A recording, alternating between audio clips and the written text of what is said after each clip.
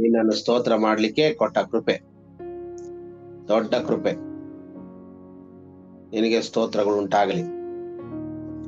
ವಚನಗಳನ್ನು ಧ್ಯಾನ ಮಾಡುವಾಗ, ಆರಾಧನೆ ಮಾಡುವಾಗ, ಸ್ತೋತ್ರ ಮಾಡುವಾಗ ನಮ್ಮ ಜೊತೆಗೆ ನಿನ್ನ ಪರಿಶುದ್ಧಾತ್ಮನ ಶಕ್ತಿ ಪ್ರಸರಿಸಿ ನಮ್ಮನ್ನು ಆಶೀರ್ವದಿಸು ಮತ್ತು ನಾವು ಒಂದು ಹೊಸ ಉಜ್ಜೀವನವನ್ನು ಕಂಡುಕೊಳ್ಳಿಕ್ಕೆ ಸಹಾಯ ಮಾಡು. ಯೇಸುವಿನ ಹೆಸರಲ್ಲಿ ಕೇಳುತ್ತೇವೆ ತಂದೆ, ಆಮೆನ್. ಕರ್ತನಲ್ಲಿ ಪ್ರೀತಿಯುಳ್ಳ ದೇವರ ಮಕ್ಕಳೇ, ಈ ದಿವಸ ನಾವು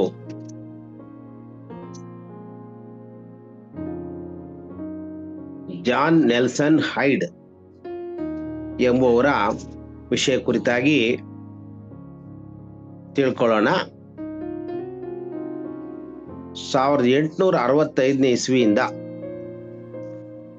1912ನೇ ಇಸ್ವಿವರೆಗೆ ಇವರು ಮಾಡಿದಂಥ ಸೇವೆಗಳು, ಇವರ ಒಂದು ಜೀವನ 65ರಿಂದ 12 ಅಂದ್ರೆ ಸುಮಾರು ಒಂದು 60 ವರ್ಷಗಳ ಕಾಲ ಇವರು ಸೇವೆಯನ್ನ ಮತ್ತೆ ಅವರ ಜೀವನ ನಡೆದಿದೆ. ಇವರು ನಾವು ನೋಡ್ತೀವಿ, ಆರಂಭಿಕ ಜೀವನ ಇವ್ರದ್ದು ಯಾವ ರೀತಿ ಇತ್ತು ಅಂತ ನಾವು ನೋಡುವಾಗ, ಮತ್ತು ದೇವರವರನ್ನ ಕರೆದದ್ದು ನೋಡುವಾಗ, ಜಾನ್ ನೆಲ್ಸನ್ ಹೈಡ್ 1865ರಲ್ಲಿ ಅಮೆರಿಕದ ಇಲಿನಾಯ್ಸ್ನಲ್ಲಿ ಒಬ್ಬ ಧರ್ಮನಿಷ್ಠ ಪ್ರೆಸ್ಬಿಟೇರಿಯನ್ ಸಭಾಪಾಲಕರಲ್ಲಿ ಆ ಕುಟುಂಬದಲ್ಲಿ ಜನಿಸಿದಂತ ಒಬ್ಬ ವ್ಯಕ್ತಿ. ಪ್ರೆಸ್ಬಿಟೇರಿಯನ್ ಸಭೆ ಬೇರೆ ಬೇರೆ ಸಭೆಗಳಿರ್ತಾವಲ್ಲ, ಅದೇ ತರ ಪ್ರೆಸ್ಬಿಟೇರಿಯನ್ ಎಂಬುವಂತ ಒಬ್ಬ ಸಭೆಯ ಸಭಾಪಾಲಕ ಅವರಿಗೆ ಜನಿಸಿದಂತ ಒಬ್ಬ ಮಗನಾಗಿದ್ದಾನೆ ಈ ಒಬ್ಬ ಜಾನ್ ನೆಲ್ಸನ್ ಹೈಡ್ ಎಂಬುವಂತ ವ್ಯಕ್ತಿ. ಚಿಕ್ಕ ವಯಸ್ಸಿನಿಂದಲೂ ಅವರು ತಮ್ಮ ತಂದೆಯ ಬೋಧನೆಗಳು ಮತ್ತು ಅವರ ಚರ್ಚ್ನ ಸುವಾರ್ತೆ ಕಾರ್ಯಕ್ರಮಗಳಲ್ಲಿ ಬಹಳ ಉತ್ಸಾಹದಿಂದ ಭಾಗವಹಿಸ್ತಾ ಇದ್ರು ಮತ್ತು ಅದನ್ನೆಲ್ಲ ಕೇಳಿ ಅವರು ಅದರಲ್ಲಿ ಆಳವಾಗಿ ಬೇರೂರಿ ಅದರಿಂದ ಅವರು ಒಂದು ಪ್ರಭಾವಿತರಾದರು. ಒಂದು ಇನ್ಸ್ಪಿರೇಷನ್ ತರ ಆಯ್ತು ಅವ್ರಿಗೆ. ಮೇಕ್ ಕಾರ್ಮಿಕ್ ಥಿಯಾಲಜಿಕಲ್ ಸೆಮಿನರಿಯಲ್ಲಿ ಅವರು ಅಧ್ಯಯನವನ್ನು ಕೂಡ ಮಾಡಲು ಪ್ರಾರಂಭಿಸ್ತಾರೆ. ಧರ್ಮ ಬೋಧನೆಯ ಬಗ್ಗೆ ಅಥವಾ ದೈವಶಾಸ್ತ್ರದ ಬಗ್ಗೆ ಅವರು ಅಲ್ಲಿ ಅಧ್ಯಯನವನ್ನ ಮಾಡಲಿಕ್ಕೆ ಪ್ರಾರಂಭ ಮಾಡುವಾಗ ಅವರಿಗೆ ಒಂದು ಕರೆ ಬರ್ತದೆ, ದೇವರ ಪ್ರೇರೇಪಣೆ ಆಗ್ತದೆ. ಅದೇನಂದ್ರೆ ಭಾರತ ದೇಶಕ್ಕೆ ಸುವಾರ್ತೆ ಸಾರುವುದಕ್ಕಾಗಿ ಹೋಗುವಂತ ಒಂದು ಕರೆ. ಅವ್ರ ಹೃದಯದಲ್ಲಿ ಅದು ಬಹಳ ಆಳವಾಗಿ ಆ ಕರೆಯನ್ನ ಅವರು ಅನುಭವಿಸ್ತಾ ಇದ್ದಾರೆ. ಅವರು ಅಮೆರಿಕದಲ್ಲಿದ್ರೂ ಕೂಡ ಅವರು ಭಾರತ ದೇಶಕ್ಕೆ ಸೇವೆ ಸಲ್ಲಿಸುವುದಕ್ಕೋಸ್ಕರ ಅವರಿಗೆ ದೇವರ ಕರೆ ಬಂದಿದೆ. ಅವರು ಸ್ವಲ್ಪ ಕಿವುಡುತನ ಇರ್ತದೆ ಅವರಿಗೆ.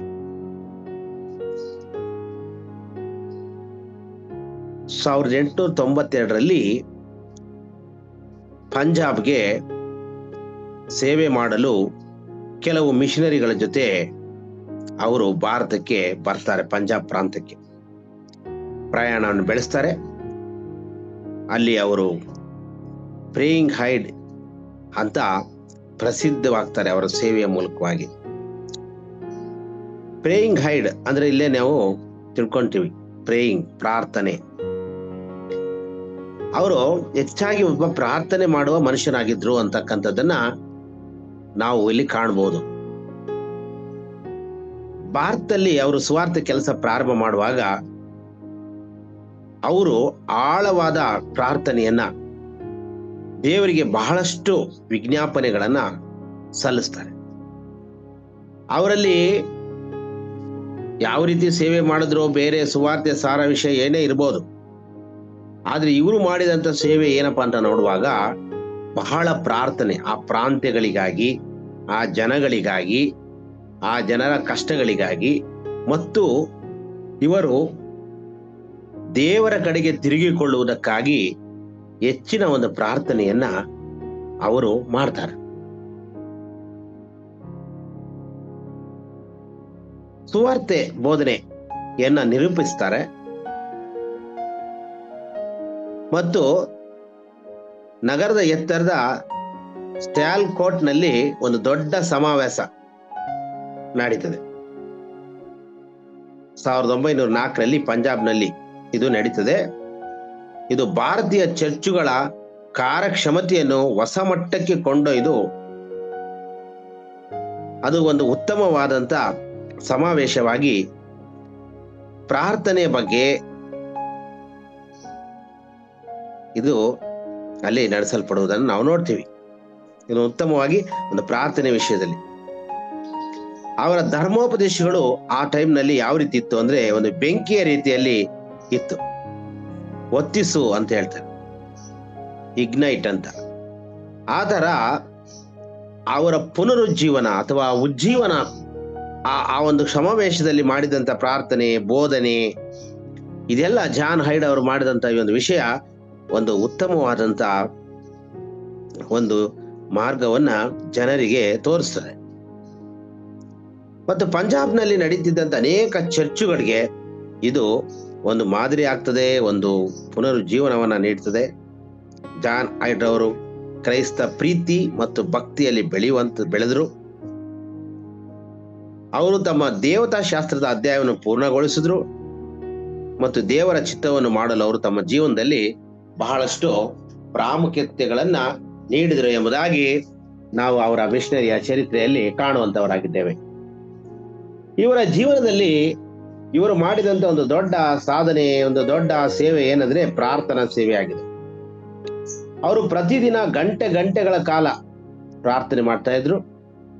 ಹಾಗಾಗಿ ರಾತ್ರಿ ಕೂಡ ಪ್ರಾರ್ಥನೆ.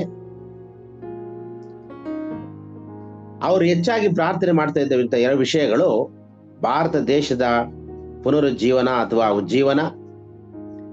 ಎರಡನೇ ವಿಷಯ ಕಳೆದು ಹೋದಂತವರ ಮಾನಸಾಂತರಕ್ಕಾಗಿ ಇವರು ಮಧ್ಯಸ್ಥಿಕೆ ವಹಿಸ್ತಾ ಇದ್ರು ಅಂತ ನೋಡ್ತೀವಿ. ಮಧ್ಯಸ್ಥಿಕೆ ಅಂದ್ರೆ ದೇವರ ಹತ್ರ ಬೇಡೋದು. ನಾವು ಆ ಒಂದು ಜನಗಳಿಗೆ ಏನು ಉಜ್ಜೀವನ ಇಲ್ಲದೆ ಇರೋಂಥ ಜನಗಳಿಗೆ ಮತ್ತು ಮಾನಸಾಂತರ ಪಡೆದೇ ಇರುವಂತ ಜನಗಳಿಗೆ ಅವರ ಮಾನಸಾಂತರಕ್ಕಾಗಿ ದೇವರ ಬಳಿಯಲ್ಲಿ ಮಧ್ಯಸ್ಥಿಕೆ ವಹಿಸಿ ಪ್ರಾರ್ಥನೆ ಮಾಡುವಂಥದ್ದು. ಅಂದ್ರೆ ಇದನ್ನ ನಾವು ಹೇಳ್ತೀವಿ ಪರಾರ್ಥ ಪ್ರಾರ್ಥನೆ ಅಂತ ಕನ್ನಡದಲ್ಲಿ. ಅಂದ್ರೆ ಇನ್ನೊಬ್ಬರ ಒಂದು ಒಳಿತಿಗಾಗಿ ಪ್ರಾರ್ಥನೆ ಮಾಡುವಂಥದ್ದು. ಇದು ಇವರ ಒಂದು ಅಸಾಧಾರಣವಾದಂತ ಒಂದು ಪ್ರಾರ್ಥನಾ ಜೀವನ ಇವ್ರದ್ದು. ಅವರೊಂದಿಗೆ ಪ್ರಾರ್ಥಿಸಿದ ಜನರು ದೇವರ ಒಂದು ಪ್ರಬಲವಾದ ರೀತಿಯಲ್ಲಿ ಒಂದು ಅನುಭವವನ್ನ ಪಡಿಕೊಳ್ತಾರೆ. ಅವ್ರ ಜೊತೆಗೆ ಪ್ರಾರ್ಥನೆ ಮಾಡ್ತಿದ್ದು ದೇವರ ಸನ್ನಿಧಿ, ದೇವರ ಕಾರ್ಯಗಳಲ್ಲಿ ಒಂದು ಪ್ರಬಲವಾದಂತ ರೀತಿಯಲ್ಲಿ ಒಂದು ಅನ್ಯೋನ್ಯತೆಯನ್ನ ಪಡ್ಕೊಳ್ತಾರೆ. ಒಂದು ಆಶ್ಚರ್ಯಚಕಿತವಾಗುವಂತ ರೀತಿಯಲ್ಲಿ ಪಂಜಾಬ್ನಲ್ಲಿ ಅವರು ಭಾರತಕ್ಕಾಗಿ ತೀವ್ರವಾಗಿ ಪ್ರಾರ್ಥಿಸ್ತಾರೆ. ಒಂದು ಒಕ್ಕೂಟವನ್ನು ಕೂಡ ಅವರು ರಚಿಸ್ತಾರೆ ಪ್ರಾರ್ಥನೆಗಾಗಿ. ಮತ್ತೆ ಭಾರತದ ಕ್ರೈಸ್ತರ ಜೀವನ ಅದು ಉಜ್ಜೀವನವಾಗಿ ಬುಗುಲೆದ್ದು ಅನೇಕರು ಕ್ರಿಸ್ತನನ್ನ ಸ್ವಾರಸ್ಯಕರವಾದ ರೀತಿಯಲ್ಲಿಯೂ ಮತ್ತು ಬಹಳ ಅದ್ಭುತವಾಗಿ ಗ್ರಹಿಸಿಕೊಳ್ಳುವಂತೆ ಇವರು ಮಾಡ್ತಾರೆ. ಸಾವಿರಾರು ಜನರು ಕ್ರಿಸ್ತನ ಬಳಿಗೆ ಬರಲು ಈ ಒಂದು ಪ್ರಾರ್ಥನೆ, ಈ ಒಂದು ಒಕ್ಕೂಟ, ಈ ಒಂದು ಕೂಟಗಳು ಕಾರಣವಾಗ್ತವೆ.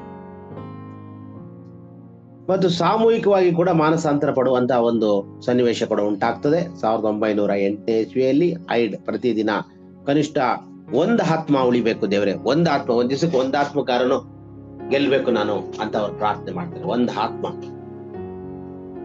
ಮತ್ತು ಆ ವರ್ಷ 400 ಜನಕ್ಕೆ ಅವ್ರು ದೀಕ್ಷಾ ಸ್ನಾನ ಕೊಡ್ತಾರಂತೆ ಒಂದೇ ದಿವಸ. ಅಂದ್ರೆ ಒಂದು ವರ್ಷಗಳಲ್ಲಿ 1908ರಲ್ಲಿ ಅವರು 400 ಜನರಿಗೆ ಅವರು ದೀಕ್ಷಾ ಸ್ನಾನ ಕೊಡುವಂತಹ ಒಂದು ಇದು. ಅಂದ್ರೆ ಒಂದು ವರ್ಷಕ್ಕೆ ಒಂದು ಆತ್ಮನಾದ್ರೂ ಗೆಲ್ಬೇಕು ಅನ್ನುವಂತ, ಒಂದ್ ದಿವಸಕ್ಕೆ ಒಂದು ಆತ್ಮನಾದ್ರೂ ಗೆಲ್ಬೇಕು ಅನ್ನುವಂತ ಆಸೆ ಅವರಲ್ಲಿ ಇದ್ದದ್ರಿಂದ ಅವರು ಒಂದು ವರ್ಷದ 365 ದಿನ ಅದಕ್ಕಿಂತ ಹೆಚ್ಚಾಗಿನೇ 400 ಜನಕ್ಕೆ ದೀಕ್ಷಾ ಸ್ನಾನವನ್ನು ಕೊಡುವಂತವರಾಗಿದ್ದಾರೆ. ಅವರು ಈ ರೀತಿ ಪ್ರಾರ್ಥನೆ ಮಾಡುವಾಗ ದೇವರು ಅವರನ್ನು ಹೆಚ್ಚಾಗಿ ಆಶೀರ್ವದಿಸಿ ಅವರ ಪ್ರಾರ್ಥನೆಯನ್ನು ಕೇಳಿ ಅನೇಕರು ದೇವರ ಕಡೆಗೆ ತಿರುಗಿಕೊಳ್ಳುವ ಸಂದರ್ಭದಲ್ಲಿ ಮತ್ತೆ ಅವರು ಉತ್ಸುಕರಾಗಿ ಅವರು ಮುಂದಿನ ವರ್ಷ ಅಂದ್ರೆ ನೆಕ್ಸ್ಟ್ ಇಯರ್ ಪ್ರತಿ ದಿನ 2 ಆತ್ಮಗಳಿಗಾಗಿ ಪ್ರಾರ್ಥಿಸ್ತಾರೆ. ಮತ್ತು ಅವರು ನೆಕ್ಸ್ಟ್ ಇಯರ್ ಬಂದು 800 ಜನಕ್ಕೆ ದೀಕ್ಷಾ ಸ್ನಾನ ಕೊಡ್ತಾರೆ, ಮಾನಸಾಂತರ ಪಡ್ತಾರ. ಜನ ಎಲ್ಲ ದೇವರ ಕಡೆಗೆ ತಿರುಗಿಕೊಳ್ತಾರೆ. ಮತ್ತೆ ಅವರು 1910ನೇ ಇಸ್ವಿಯಲ್ಲಿ ನೋಡುವಾಗ ಪ್ರತಿದಿನ 4 ಜನರಿಗಾಗಿ ಪ್ರಾರ್ಥಿಸ್ತಾರೆ. 4 ಜನ ಆತ್ಮ, ದೇವರ ಆತ್ಮ. ಅದೇ ರೀತಿ ದೇವರು ಅವರಿಗೆ ಆ ಆತ್ಮಗಳನ್ನ ಕೊಡ್ತಾರೆ. ಹೀಗೆ ಅವರು ದೇವರಲ್ಲಿ ಪ್ರಾರ್ಥಿಸುತ್ತಾ ಸೇವೆ ಮಾಡುತ್ತಾ, ಪ್ರಾರ್ಥನೆ ಮಾಡೋದು, ಸೇವೆ ಮಾಡೋದು, ಮತ್ತೆ ದೇವರನ್ನ ಕರ್ತನ ಬಳಿಗೆ ನಡೆಸೋದು, ಈ ರೀತಿಯಾಗಿ ಅವರು ಮಾಡ್ತಿರೋದನ್ನು ನಾವು ನೋಡ್ತೀವಿ. ಈಗ 1912ನೇ ಇಸ್ವಿಯಲ್ಲಿ ಅವರ 46ನೇ ವಯಸ್ಸಿನಲ್ಲಿ ಸಾಯುವವರೆಗೆ ತಮ್ಮ ಪ್ರಾರ್ಥನೆ ಪ್ರಾರ್ಥನೆ ಪ್ರಾರ್ಥನೆ ಆ ಪ್ರಾರ್ಥನೆ ದೇವನ್ನ ಅವರು ಹೊಂದಿದವರಾಗಿ ಅದನ್ನು ಮುಂದುವರಿಸ್ಕೊಂಡು ಬರ್ತಿರ್ತಾರೆ. ಅವರ ಆರೋಗ್ಯ ಕ್ಷೀಣವಾಗ್ತದೆ. ಅನಾರೋಗ್ಯಕ್ಕೆ ಅವರು ಒಳಗಾಗುವಂತ ಒಂದು ವರ್ಷ 1912ನೇ ಇಸ್ವಿ. ಈ ರೀತಿಯಲ್ಲಿ ಅವರು ಪ್ರಯಾಣ ಮಾಡ್ತಾರೆ. ಯಾಕೋಬ 5:16ರಲ್ಲಿ ಹೇಳಿರುವಂತಹ ಒಂದು ವಚನ, ಹೀಗಿರಲು ನೀವು ಸ್ವಸ್ಥರಾಗಬೇಕಾದರೆ ನಿಮ್ಮ ಪಾಪಗಳನ್ನು ಒಬ್ಬರಿಗೊಬ್ಬರು ಅರಿಕೆ ಮಾಡಿ ಒಬ್ಬರಿಗೋಸ್ಕರ ಒಬ್ಬರು ದೇವರನ್ನು ಪ್ರಾರ್ಥಿಸಿರಿ. ನೀತಿವಂತನ ಅತ್ಯಾಸಕ್ತಿಯುಳ್ಳ ವಿಜ್ಞಾಪನೆಯು ಪ್ರಾರ್ಥನೆಯು ಬಹುಬಲವಾಗಿದೆ ಅಂತ. ಪ್ರೀತಿಯುಳ್ಳ ದೇವರ ಮಕ್ಕಳೇ, ನೀತಿವಂತನ ಅತ್ಯಾಸಕ್ತಿಯುಳ್ಳ ಪ್ರಾರ್ಥನೆ ರೋಗಿ ಗುಣಪಡಿಸ್ತದೆ ಅಂತ ಬೈಬಲ್ ಇದೆಯಲ್ಲ. ಆದ್ರಿಂದ ವಿಜ್ಞಾಪನೆ ನೀತಿವಂತನಾಗಿದ್ರೆ ದೇವರು ಅವ್ರ ಪ್ರಾರ್ಥನೆಯನ್ನು ಯಾವಾಗೂ ಕೇಳ್ತಾರೆ. ಅನೀತಿವಂತನಾಗಿದ್ಕೊಂಡು ಪ್ರಾರ್ಥನೆ ಮಾಡ್ತಿದ್ರೆ ಅವ್ರ ಪ್ರಾರ್ಥನೆನ ಕೇಳೋದಿಲ್ಲ. ದೇವ್ರ ವಾಕ್ಯದಲ್ಲಿ ಜ್ಞಾನೋಕ್ತಿಯಲ್ಲಿ ಒಂದು ವಚನ ಇದೆ, ಏನಂದ್ರೆ ನೀತಿವಂತನ ಅಥವಾ ಭಕ್ತಿ ಇಲ್ಲದವನ ಪ್ರಾರ್ಥನೆಯು ದೇವರಿಗೆ ಅಸಹ್ಯ ಅಂತ. ಈ ಭಕ್ತಿ ಇಲ್ಲ, ಏನಿಲ್ಲ, ಸುಮ್ಮನೆ ಅನೀತಿ ಮಾಡ್ಕೊಂಡು ಕೆಟ್ಟ ಕೆಲಸ ಮಾಡ್ಕೊಂಡು ದಿನ ಸುಮ್ಮನೆ ಪ್ರೇಯರ್ ಮಾಡ್ಕೊಂಡು ಈ ತರ ಮಾಡ್ತಾ ಇದ್ರೆ ಅವನ ಪ್ರಾರ್ಥನೆ ಕೇಳಲ್ಪಡುವುದಿಲ್ಲ. ಅವನ ಕಷ್ಟ ಸಂಕಟಗಳೇ ಜಾಸ್ತಿ. ಆದ್ರೆ ನೀತಿವಂತನ ಪ್ರಾರ್ಥನೆಯನ್ನ ದೇವರು ಕೇಳ್ತಾರೆ. ಈತ ಒಬ್ಬ ಯೇಸು ಸ್ವಾಮಿಗೆ ಒಬ್ಬರು ವ್ಯಕ್ತಿ ರೋಗಿ ಗುಣಪಟ್ಟಾಗ ಕಾಲು ಕೊಡ ಅವನು ಹೇಳ್ತಾನೆ, ನಿನ್ ಕಣ್ಣು ಯಾರು ಕೊಟ್ಟರು, ನಿನ್ಗೆ ಹೆಂಗ್ ಬಂತು ಇದು? ಯೇಸು ಕೊಟ್ಟ. ಹಂಗೆ ಹೇಳಕ್ ಹೋಗ್ಬೇಡಪ್ಪ ನೀನು, ಯೇಸು ಕೊಟ್ಟ ಅಂತ. ಅವರು ಯೇಸು ನಾವು ಮೆಸಯ ಅಂತ ಅನ್ನಲ್ಲ ನಾವು ಅಂತ ಅಲ್ಲಿ ಪರಿಸರಲ್ಲ ಹೇಳಿದ್ರೆ, ಅದೇನೋ ನಂಗೆ ಗೊತ್ತಿಲ್ಲ, ಅವ್ನು ನನ್ಗೆ ಕಣ್ ಕೊಟ್ಟ, ಕಣ್ಣು ಬಂದಿದೆ, ಕಣ್ ಕಾಣ್ತಾ ಇದೆ. ನಿಮಗ್ ಗೊತ್ತು, ಅನೀತಿವಂತರ ಪ್ರಾರ್ಥನೆ ದೇವ್ರು ಕೇಳೋದಿಲ್ಲ, ನೀತಿವಂತರ ಪ್ರಾರ್ಥನೆ ಮಾತ್ರ ದೇವ್ರು ಕೇಳ್ತಾನೆ ಅಂತ ಅವ್ನು ಸಾಕ್ಷಿ ಹೇಳ್ತಾನೆ. ವಚನಗಳಲ್ಲಿ ಹಾಗೆ ಇದೆ ಎಲ್ಲಾ ಕಡೆನೂ. ನೀತಿವಂತರ ಪ್ರಾರ್ಥನೆ ದೇವ್ರು ಕೇಳ್ತಾನೆ. ಅದೇ ತರ ಈ ಜಾನ್ ಎಂಬುವಂತ ಈ ಒಬ್ಬ ಮಿಷನರಿಯ ಪ್ರಾರ್ಥನೆ ದೇವ್ರು ಕೇಳಿ ಅವ್ರು ಹೆಂಗೆ ಕೇಳಿದ್ರು, ಪ್ರತಿ ವರ್ಷ ಅವರು ಏನು ಒಂದ್ ಆತ್ಮ ಕೊಡಿ ಒಂದ್ ದಿವಸಕ್ಕೆ ಅಂತಂದ್ರೆ 1 ವರ್ಷ ಪೂರ್ತಿ 1 ಆತ್ಮನೇ ಕೊಡ್ತಾರೆ. ಒಟ್ಟು 400 ಜನ ಆಗ್ತಾರೆ 1 ವರ್ಷಕ್ಕೆ. 2ನೇ ವರ್ಷ ಅವ್ರು ಪ್ರೇಯರ್ ಮಾಡ್ತಾರೆ, 2 ಆತ್ಮ ಬೇಕು ಈ ವರ್ಷ ಅಂತ 800 ಜನಕ್ಕೆ ಕೊಡ್ತಾರೆ. ಮತ್ತೆ 4 ಆತ್ಮ. ದೇವರವರ ಪ್ರಾರ್ಥನೆಯನ್ನು ಕೇಳುವುದನ್ನ ನಾವಿಲ್ಲಿ ನೋಡ್ತೀವಿ. ಪ್ರೀತಿ ಉಳ್ಳವರೇ, ದೇವರು ಪ್ರಾರ್ಥನೆಯನ್ನು ಕೇಳುವ ಆತನು ಹಾಗಿದ್ದಾನೆ. ಅವರ ಜೀವನದಿಂದ ನಾವು ಕಲಿಯಬೇಕಾದಂತ ವಿಷಯಗಳು ಅನೇಕವಿದಾವೆ. ನೀತಿವಂತನ ಪ್ರಾರ್ಥನೆಯನ್ನು ದೇವರು ಕೇಳುತ್ತಾನೆ ಎಂಬುದಾಗಿ ನಾವು ಕಾಣ್ತೇವೆ. ಅವರ ಪ್ರಾರ್ಥನೆಯನ್ನು ದೇವರು ಕೇಳಿ ಅನೇಕರನ್ನ ತನ್ನ ಮಕ್ಕಳನ್ನಾಗಿ ಮಾಡಿ ಅವರು ಪರಲೋಕಕ್ಕೆ ಬರಲಿ ಎಂಬುದಾಗಿ ದೇವರು ಆಸೆ ಪಟ್ಟರು. ಅದರಿಂದ ಅವರ ಪ್ರಾರ್ಥನೆಯ ಶಕ್ತಿ ರಾಷ್ಟ್ರಗಳನ್ನೇ ಬದಲಾಯಿಸುವಂತದ್ದಾಗಿದೆ. ರಾಷ್ಟ್ರಗಳನ್ನೇ ಬದಲಾಯಿಸುವಂತ, ಇಡೀ ಪ್ರಾಂತ್ಯವನ್ನೇ ಬದಲಾಯಿಸಿ ದೇವರ ಕಡೆಗೆ ತಿರುಗಿಸುವಂತ ಒಂದು ಪ್ರಾರ್ಥನೆಯ ಜೀವನ ಈ ಮಿಷನರಿಯಲ್ಲಿ ಇತ್ತು. ನಾವು ಕೂಡ ದಿನ ಪ್ರಾರ್ಥನೆಯಲ್ಲಿ ಹೆಚ್ಚಾಗಿ ಕಳಿಬೇಕು. ಪ್ರಾರ್ಥನೆ ಮಾಡ್ಲಿಕ್ಕೆ ಬೇಸರ ಆಗ್ತದೆ ನಮಗೆ. ಪ್ರಾರ್ಥನೆ ಮಾಡುವಾಗ ಅನೇಕ ಶೋಧನೆ ಬರ್ತದೆ, ತಲೆಯಲ್ಲಿ ಅನೇಕ ಯೋಚನೆಗಳು ಬರ್ತದೆ, ಅನೇಕ ಕೆಲಸಗಳು ಬರ್ತದೆ. ಅದೊಂದು ಬಿಟ್ಟು ಎಲ್ಲಾ ಕೆಲಸಗಳನ್ನ ನಾವು ಮಾಡ್ತಿರ್ತೀವಿ. ಪ್ರಾರ್ಥನೆ ಮಾಡ್ಲಿಕ್ಕೆ ಒಂದು ಸಮಯವನ್ನು ಗೊತ್ತು ಮಾಡುವಾಗ 1 ಅವರ್, ಹಾಫ್ ಅನ್ ಅವರ್ ನಮ್ಮ ಕಲ್ವಾರಿ ಚಾಪಲ್ನಲ್ಲಿ ಇದು ನಮ್ಮ ನಿರ್ದೇಶಕರು ನಮ್ಗೆ ಹೇಳಿರುವಂತದ್ದು ಮತ್ತು ಇದು ಬಹಳ ಅತ್ಯುತ್ತಮವಾದದ್ದು. ಅದೇನಂತಂದ್ರೆ ನೀವು ಪ್ರತಿದಿನ 1 ಅವರ್ ಆದ್ರೂ ಪ್ರಾರ್ಥನೆ ಮಾಡ್ಬೇಕೆಂಬುದು. ನಮ್ಮ ಎಲ್ಲಾ ಕಲ್ವಾರಿ ಚಾಪಲ್ನ ಎಲ್ಲಾ ಸ್ಟಾಫ್ಗಳು ಇದನ್ನು ಮಾಡ್ತಾ ಇದ್ದಾರೆ. ಇದು ಮಾಡುವಂತ ಸಂದರ್ಭಗಳಲ್ಲಿ ಅನೇಕರಿಗೆ ಅನೇಕ ಶೋಧನೆಗಳು. ಆದರೆ ಇಲ್ಲಿ ನಾವು ನೋಡೋಣ ಪ್ರಾರ್ಥನೆಗೆ ಎಷ್ಟು ಜಯ ಇದೆ ಎಂಬುದನ್ನ ಇವರು ಮಾಡಿದ ಸೇವೆಯಲ್ಲಿ ನಾವು ತಿಳ್ಕೊಳ್ಬಹುದು. ಮತ್ತು ಅವರ ಶ್ರವಣ ದೋಷದ ಹೊರತಾಗಿಯೂ, ಅವರ ಶ್ರವಣ ದೋಷ ಅಂದ್ರೆ ಅವರ ಏನು ಕಿವಿ ಇವೆಲ್ಲ ಸ್ವಲ್ಪ ಪ್ರಾಬ್ಲಮ್ ಇದ್ರೂ ಕೂಡ ಅವರು ಅತ್ಯಂತ ಪರಿಣಾಮಕಾರಿಯಾಗಿ ಸುವಾರ್ತೆಯನ್ನು ಸಾರ್ತಾರೆ. ಇದರಲ್ಲಿ ನಾವು ನೋಡುವಾಗ ಪ್ರತಿಯೊಬ್ಬ ಮಿಷನರಿಗೂ ಏನಾದ್ರೂ ಒಂದು ತೊಂದರೆನೇ ಇದ್ದೇ ಇರ್ತದೆ. ಹೆಚ್ಚಿನವರಲ್ಲಿ ಏನಾದ್ರು ಒಂದು ಅವ್ರ ಮನೆ ಪ್ರಾಬ್ಲಮ್ ಇರ್ಬೋದು, ಅಥವಾ ಅವ್ರ ಹೆಲ್ತ್ ಪ್ರಾಬ್ಲಮ್ ಇರ್ಬೋದು, ಅಥವಾ ಅವ್ರ ಸನ್ನಿವೇಶಗಳ ಅನೇಕ ಪ್ರಾಬ್ಲಮ್ಗಳು. ಇಂತಹ ಒಂದು ಕಠಿಣವಾದಂತ ಪರಿಸ್ಥಿತಿಯಲ್ಲಿ ಕೂಡ ಪೌಲನ್ಗೂ ಕೂಡ ಏನೋ ಒಂದು ಪ್ರಾಬ್ಲಮ್ ಇತ್ತು, ನನಗೆ ಚುಚ್ತಾ ಇದೆ ಪ್ರಾಬ್ಲಮ್ ಅಂತ ಹೇಳ್ತಾ ಇದ್ದಂತ. ಅವಾಗ ಆತರ ಯೇಸು ಸ್ವಾಮಿಯ ಶಿಷ್ಯರು 12 ಜನ ಅಪೊಸ್ತಲರುಗಳು ನೋಡುವಾಗ, ಅವರು ಸೇವೆ ಮಾಡುವಾಗ್ಲೂ ಕೂಡ ಅವ್ರಿಗೊಂದು ವಿವಿಧವಾದಂತ ಪ್ರಾಬ್ಲಮ್ಗಳು. ಆತರ ಮಿಷನರಿಗಳಿಗೆ ದೇವ್ರ ಸೇವೆ ಮಾಡೋರಿಗೆ ಪ್ರಾಬ್ಲಮ್ ಇರಬಾರ್ದು ಅಂತ ಏನಿಲ್ಲ. ಆ ಒಂದು ಶೋಧನೆ ನಮ್ಗೆ ಯಾವಾಗ ಇದ್ದೇ ಇರ್ತದೆ. ನಮ್ಮ ದೇಹದಲ್ಲಾರು ಇರ್ತದೆ, ನಮ್ಮ ಕುಟುಂಬಗಳಲ್ಲಾರು ಇರ್ತದೆ, ಇನ್ಯಾವುದ್ರಲ್ಲ ಒಂದ್ರಲ್ಲಿ ಇದ್ದೇ ಇರ್ತದೆ. ಅದರ ಹೊರತಾಗಿಯೂ ಕೂಡ ಅವರು ಅತ್ಯಂತ ಪರಿಣಾಮಕಾರಿಯಾಗಿ ಅದನ್ನು ಕೂಡ ಸಹಿಸಿಕೊಂಡು ಸುವಾರ್ತೆ ಸಾರ್ತಾರೆ. ಅದರಿಂದ ನಾವು ಸೇವೆ ಮಾಡುವಂತ ಸಂದರ್ಭದಲ್ಲಿ ನಮಗೆ ನಮ್ಮ ದೈಹಿಕವಾದಂತ ಅನೇಕ ತೊಂದರೆಗಳಿರ್ತದೆ. ಶುಗರ್, BP ಈಗಿನ ಕಾಲದಲ್ಲಿ ಕಾಮನ್ ಆಗಿ ಕಾಣುವಂಥದ್ದು. ನಾವು ಶುಗರ್, BP ಬಂದ್ಬಿಟ್ರೆ ಮತ್ತೆಲ್ಲ ಕಾಯಿಲೆಗಳು ಹಿಂದಿನ ಬರ್ತಿರ್ತಾವ. ಆಯ್ತಾ, ಆದಷ್ಟು ನಮ್ಮ ಸೇವಕರ ಕುಟುಂಬಗಳಲ್ಲಿ, ಈಗ ಸೇವಕರುಗಳಲ್ಲಿ ಎಷ್ಟೋ ಜನಕ್ಕೆ ಶುಗರ್ ಬಂದ್ಬಿಟ್ಟಿದೆ ಅಂತ ಹೇಳ್ತಾ ಇದ್ರು ನಮ್ಮ ಎನ್ರಿ ಅವರು. ಎಷ್ಟೋ ಜನಕ್ಕೆ ಶುಗರು, BP, ಮತ್ತೆ ಇದು ಬಂದಾಗ ಆಲಸ್ಯ ಉಂಟಾಗ್ತದೆ, ಇನ್ನೇನೋ ಪ್ರಾಬ್ಲಮ್ ಆಗ್ತದೆ. ಅದಲ್ಲದೆ ಬೇರೆ ಬೇರೆ ಪ್ರಾಬ್ಲಮ್ಸ್ಗಳು, ಬೇರೆ ಬೇರೆ ಹೆಲ್ತ್ ಇಶ್ಯೂಗಳು ಬರ್ತಾವು. ಇದು ಹೆಲ್ತ್ ಆಗ್ಬೋದು, ಅಥವಾ ಹಣದ ತೊಂದರೆ, ಮನೆಯ ಪ್ರಾಬ್ಲಮ್ಸ್ಗಳು, ಬಹಳಷ್ಟು ತೊಂದರೆಗಳನ್ನ ನಾವು ಈಗಲೂ ಕೂಡ ಮಿಷನರಿಗಳು ಅನುಭವಿಸ್ತಾ ಇರ್ತೀವಿ. ಇದರಿಂದ ನಾವು ಇಟ್ಕೊಂಡು ದೇವರ ಸೇವೆಯಲ್ಲಿ ಇನ್ನ ಸರಿಬಾರದು ಎಂಬುದನ್ನು ಕೂಡ ಈ ಒಂದು ವಿಷಯದಲ್ಲಿ ನಾವು ತಿಳ್ಕೋಬಹುದು ಪ್ರೀತಿಯುಳ್ಳವರೇ. ಮತ್ತು ಶಾಶ್ವತವಾಗಿ ಬದುಕುವುದು, ಅವರು ಲೌಕಿಕ ಯಶಸ್ಸಿನಲ್ಲಿ ಆತ್ಮನು ಗೆಲ್ಲುವುದ್ರ ಮೇಲೆ ಕೇಂದ್ರೀಕೃತವಾಗಿತ್ತು. ಅವ್ರದ್ದು ಪ್ರಾರ್ಥನೆ ಮಾಡ್ತಾ ಇದ್ರು. ಅವರು ಕೊನೆಯವರೆಗೂ ಕೂಡ ಅವರು ದೇವರ ಸೇವೆಯನ್ನ ಮಾಡ್ತಾ ಇದ್ರು. ಮತ್ತು ಅನೇಕರು ಉಜ್ಜೀವನ ಆಗುವುದಕ್ಕೆ ಅವರು ಪ್ರೇರೇಪಣೆ ಕೊಡ್ತಾ ಇದ್ರು. ದೇವರ ಪ್ರಾರ್ಥನೆಯಲ್ಲಿ ಯೇಸುವಿನ ಹೆಸರನ್ನು ಹೇಳಿ ಆರಾಧನೆ ಮಾಡುವ ಎಲ್ಲ ವಿಷಯದಲ್ಲಿ ಕೂಡ ಅವರು ಇದ್ರು.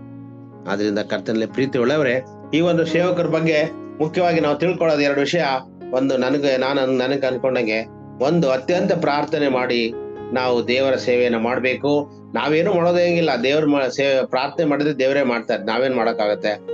ನಾವು ಅಲ್ಪರ ಯೋಗ್ಯರು, ನಮ್ಗೆ ಏನು ಗೊತ್ತಾಗವಲ್ದು, ಬಲಹೀನರು ನಾವಿದೀವಿ, ನಾವೇನು ಮಾಡೋಕ್ಕಾಗೋದಿಲ್ಲ. ಅದು ದೇವರೇ ಮಾಡ್ತಾರೆ. ಪ್ರೇಯರ್ ಮಾಡ್ಬೇಕಷ್ಟೇ, ಸ್ವಾಮಿ ಹಿಂಗ್ ಮಾಡು.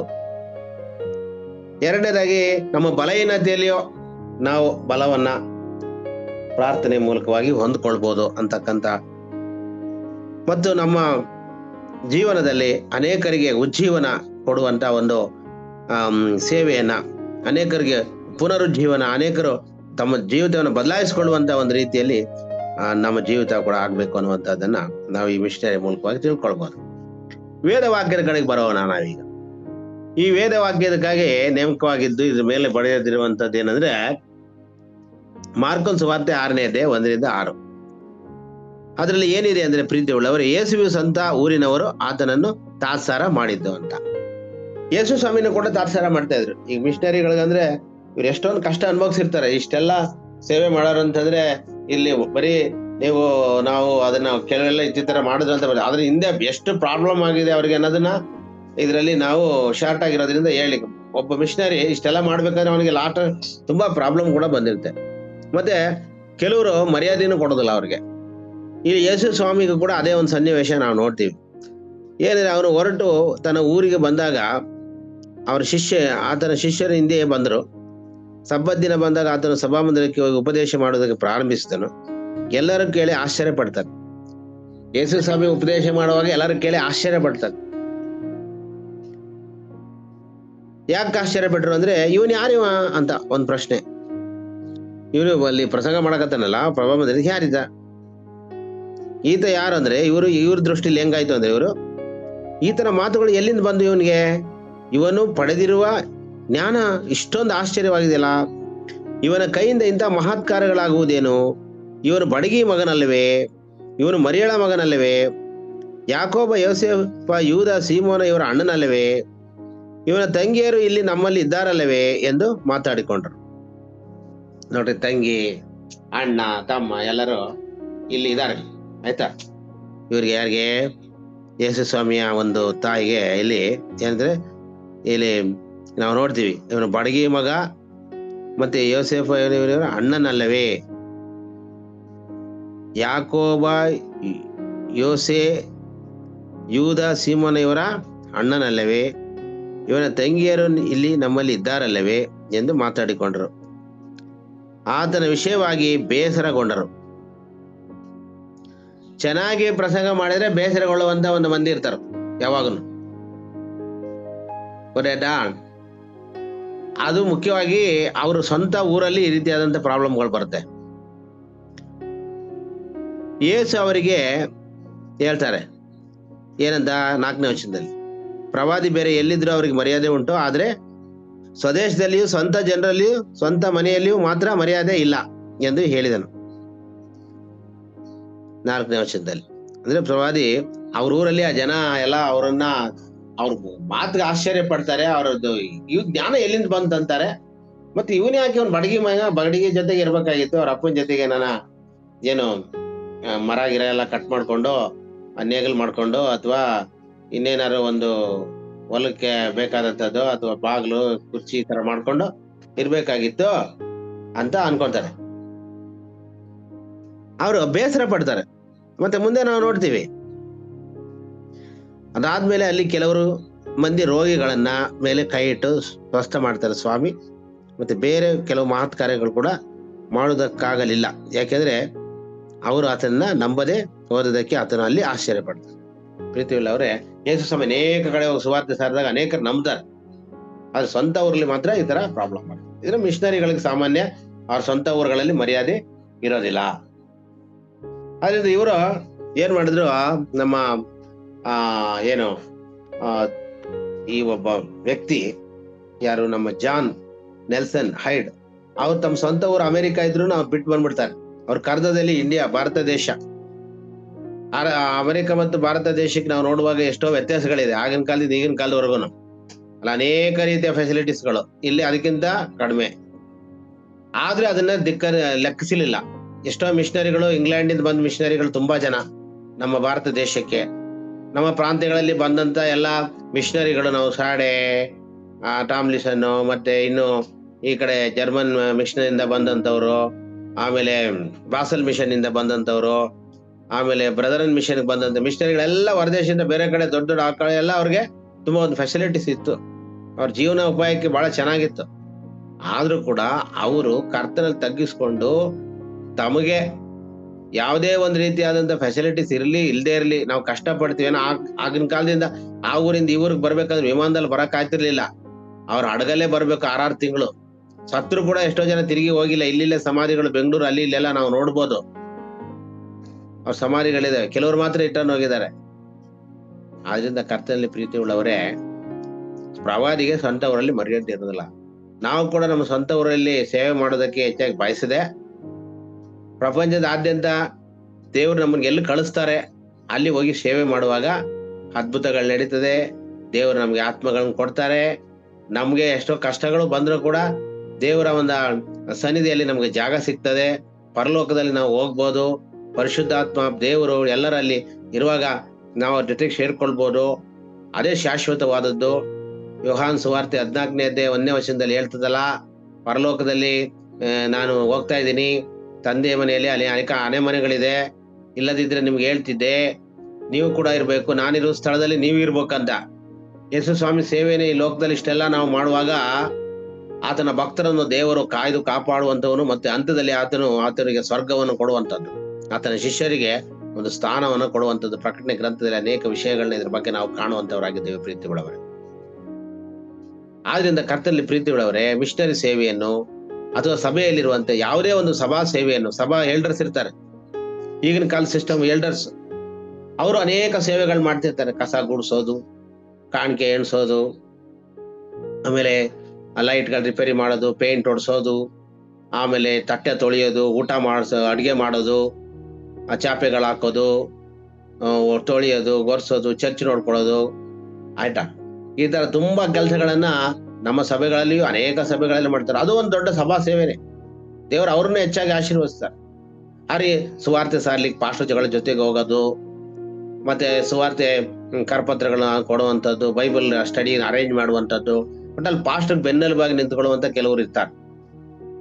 ಇದು ಒಂದು ದೊಡ್ಡ, ಇಲ್ಲಾಂದ್ರೆ ಪಾಸ್ಟರ್ಗಳಿಗೆ ಅಥವಾ ಸೇವಕರಿಗೆ ಯಾರು ಒಬ್ಬರು ಸಪೋರ್ಟ್ ಮಾಡ್ಲಿಲ್ಲ ಅಂದಾಗ ಅವ್ರಿಗೆ ಬಹಳ ಕಷ್ಟ ಆಗ್ತದೆ. ಅವ್ರಿಗೆ ಇವ್ರು ಬೇರೆ ಒಂದು ಊರಿಂದಾನೆ ಬಂದಿರ್ತಾರೆ, ದೇವ್ರು ಕರೆದಿರ್ತಾರೆ, ದೇವ್ರೆಲ್ಲ ನೇಮಿಸಿರ್ತಾರೆ. ಹೋಗುವಾಗ್ಲೇ ಫಸ್ಟೇ ಎಲ್ಲ ನೇಮಿಸ್ಬಿಟ್ಟಿರ್ತಾರೆ. ಫಸ್ಟ್ ಪ್ರತಿಯೊಂದು ಯೇಸು ಸ್ವಾಮಿಗೆ ಗೊತ್ತು.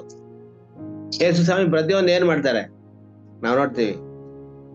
ಅವ್ರಿಗೆ ಒಂದ್ಸರಿ ಹೇಳ್ತಾರ ಅವ್ರು, ನೀ ಅಲ್ಲಿ ಹೋಗೋ ಅಲ್ಲಿ ಕತ್ತೆ ಕಟ್ಟಾಕಿರ್ತದೆ, ಕತ್ತೆ ಪಕ್ಕಕ್ಕೆ ಒಂದ್ ಮರಿನೂ ಇರ್ತದೆ. ಈಗ ಹೋದ ತಕ್ಷಣ ಇದು ಯಾರಿಗೆ ಬೇಕಂತ ಕೇಳ್ತಾರೆ, ಇದು ಸ್ವಾಮಿಗೆ ಬೇಕು ಅಂತ ಹೇಳು. ನೋಡಿ, ಪ್ರತಿಯೊಂದು ಕೊಟ್ಟು ದೇವ್ರಿಗೆ ಅನ್ನೋದಕ್ಕೆ ನಾವು ಉದಾಹರಣೆ ಹೇಳಕತ್ತೀನಿ. ಇನ್ನೊಂದ್ಸರಿ ನಿಮ್ ಎದುರಾಗಿರೋ ಹಳ್ಳಿಗೆ ಹೋಗ್ರಿ, ಆ ಹಳ್ಳಿಯಲ್ಲಿ ಒಬ್ಬನು ನೀರ್ ತಗೊಂಡ್ ಹೋಗ್ತಾ ಇರ್ತಾನೆ, ಅವನ ಹಿಂದೆ ನೀವು ಹೋಗ್ರಿ, ಅವ್ನ್ ಎಲ್ಲಿ ಹೋಗ್ತಾನೆ ಅಲ್ಲಿ ಹೋಗ್ಬಿಟ್ಟು ಅಲ್ಲಿ ಸ್ಥಳ ಸಿದ್ಧ ಮಾಡ್ರಿ. ಏನಕ್ಕೆ? ಕರ್ತನ ಭೋಜನಕ್ಕೋಸ್ಕರ, ನಮ್ಮ ಒಂದು ರೊಟ್ಟಿ ಮುರಿಯೋದಕ್ಕೋಸ್ಕರ ಅಂತ ಹೇಳ್ತಾರೆ. ದೇವ್ರಿಗೆ ಪ್ರತಿ ಒಂದೊಂದು ವಿಷಯ ನಾವೇನ್ ಮಾತಾಡ್ತೀವಿ ನೆಕ್ಸ್ಟ್ ಅನ್ನೋದು ಗೊತ್ತು, ನಾವ್ ಎಲ್ಲಿ ಹೋಯ್ತೀವಿ ಅನ್ನೋದು ಗೊತ್ತು, ಎಲ್ಲಿ ಕುಂತಿರ್ತೀವಿ ಅನ್ನೋದು ಗೊತ್ತು, ಎಷ್ಟು ಸೆಕೆಂಡ್ ಇರ್ತೀವಿ, ಪ್ರತಿಯೊಂದು ದೇವ್ರಿಗೆ ಗೊತ್ತು. ಆದ್ರಿಂದ ದೇವರೇ ಎಲ್ಲಾನು ಮಾಡುವಂತವ್ರಾಗಿರ್ತಾರೆ. ಆದ್ರೆ ದೇವರು ಈ ಲೋಕದಲ್ಲಿ ನೇಮಿಸಿರುವಂತ ಪ್ರತಿಯೊಂದು ಕೆಲಸವನ್ನ ನಾವು ಶ್ರದ್ಧೆಯಿಂದ, ಭಕ್ತಿಯಿಂದ ದೇವರು ಹೆಂಗೆ ಹೇಳ್ತಾರ ಹಂಗ ಮಾಡುವಾಗ ಖಂಡಿತ ದೇವರು ನಮ್ಗೆ ಸ್ವರ್ಗ ರಾಜ್ಯದಲ್ಲಿ ಸ್ಥಳವನ್ನು ಕೊಡುವಂತವರಾಗಿದ್ದಾರೆ. ಆತನ ಮಕ್ಕಳಾಗಿ ಸ್ವೀಕರಿಸಿ ಅಲ್ಲಿ ಆನಂದವಾಗಿ ಸದಾಕಾಲ ಇರುವಂತದ್ದು. ಅದನ್ನ ಕರ್ತನಲ್ಲಿ ಪ್ರೀತಿಯುಳ್ಳವರೇ, ಈ ಮಿಷನರಿಯ ಜೀವನ ಚರಿತ್ರೆ ಮೂಲಕ ನಾವು ಈ ರೀತಿಯಾದಂತ ಕೆಲವು ಪಾಠಗಳನ್ನು ಕಲ್ತ್ಕೊಂಡು ನಮ್ಮ ಜೀವನದಲ್ಲಿ ನಾವು ಕರ್ತನನ್ನ ಮಹಿಮೆ ಪಡಿಸೋಣ. ದೇವರ ವಾಕ್ಯಗಳ ಮೂಲಕ ನಿಮ್ಮನ್ನು ಆಶೀರ್ವದಿಸಲಿ. ಆಮೇನ್. ಪ್ರಾರ್ಥಿಸಿಕೊಳ್ಳೋಣ.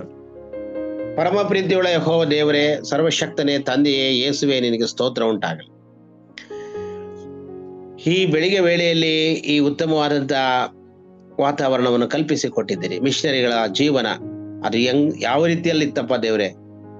ನಾವು ಈಗ ಒದ್ಲಾಡ್ತಾ ಇದೀವಿ. ನಾವು ಎಷ್ಟೋ ಫೆಸಿಲಿಟೀಸ್ ನಮ್ಗೆ ಕೊಟ್ಟಿದ್ದಿ, ಗಾಡಿಗಳು ಕೊಟ್ಟಿದ್ದಿ, ಟೂ ವೀಲರ್ಗಳು ಕೊಟ್ಟಿದ್ದಿ, ಕಾರ್ಗಳು ಕೊಟ್ಟಿದ್ದಿ, ಬಸ್ಗಳು ಕೊಟ್ಟಿದ್ದಿ, ಹಳ್ಳಿಗಳಿಗೆ ರಸ್ತೆ ಚಲೋ ಐತಿ, ಊಟ ಎಲ್ಲಿ ಬೇಕೋ ಅಲ್ಲಿ ಸಿಗ್ತದ. ಇಂಥ ಒಂದು ಸನ್ನಿವೇಶಗಳಲ್ಲಿ ಕಾಣಿಕೆಗಳು ಸಹ ಎಲ್ಲವನ್ನು ಕೊಟ್ಟರು ಕೂಡ ನಾವು ಉತ್ತಮವಾದ ರೀತಿಯಲ್ಲಿ ಸೇವೆ ಮಾಡ್ಲಿಕ್ಕೆ ಆಗುವಂತೆ ಆಗ್ತಾ ಇಲ್ಲ. ನಮ್ಗೆ ಸೈತಾನ ನಮ್ಮನ್ನ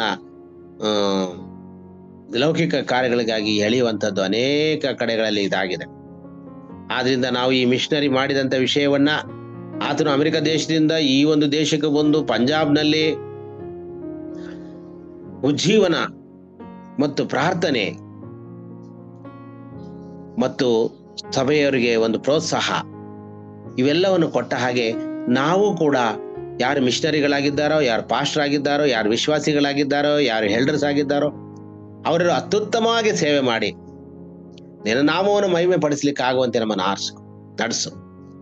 ಬರುವಂತ ಎಲ್ಲ ಬಲಹೀನತೆಗಳನ್ನ ನಾವು ಮರೆತು ಬಿಡುವಂತೆಯೋ ಪೂರ್ಣ ಬಲವನ್ನ ನಮಗೆ ನಿನ್ನ ಪರಿಶುದ್ಧಾತ್ಮನ ಶಕ್ತಿಯಿಂದ ಅನುಗ್ರಹಿಸು. ಮತ್ತು ಈ ದಿವಸದ ಜಾವದಲ್ಲಿ, ಬೆಳಗಿನ ಜಾವದಿಂದ ಸಾಯಂಕಾಲದವರೆಗೂ ಕಾಪಾಡಿ, ರಾತ್ರಿ ಎಲ್ಲ ಕಾಪಾಡಿ, ಮುಂದಿನ ದಿನಮಾನಗಳಲ್ಲಿ ನಾವು ಮಾಡಬೇಕಾದಂತ ಎಲ್ಲ ಕರ್ತವ್ಯಗಳಲ್ಲಿ ನೀನು ನಮಗೆ ಸಹಾಯ ಮಾಡು. ನಿನ್ನ ನಾಮಕ್ಕೆ ಸ್ತೋತ್ರ. ಯೇಸುವಿನ ಹೆಸರಲ್ಲಿ ಕೇಳುತ್ತೇವೆ ತಂದೆ. ಆಮೇನ್, ಆಮೇನ್.